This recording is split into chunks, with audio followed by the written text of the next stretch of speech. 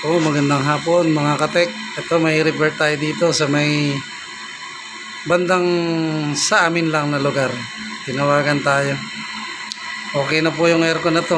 Pasensya na, hindi ko na napakita. Nagmamadali yung may-ari ipagawa, gagamitin.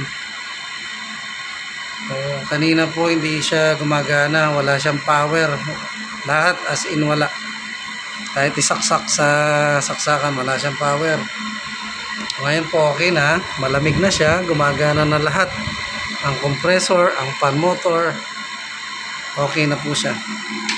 Bali, magliligpit na lang tayo ng gamit at okay na siya.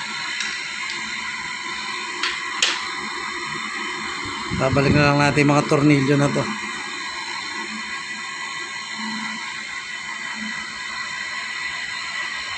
Malamig na ang simon ng hangin.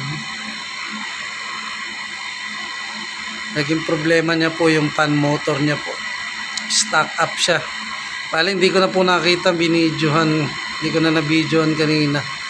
Tulad nga ng sinabi ko, nagmamadali si owner. Napakainit kasi dito sa lugar namin. Binaklas ko po ng buo yung fan motor niya. Yung busing, pinaka-busing niya, yung bearing niya, puro kalawang na po. Ito si kuya, yung may-ari. Yan. Siya yung may-ari ng aircon. Okay na po siya mga katek, lumalamig na.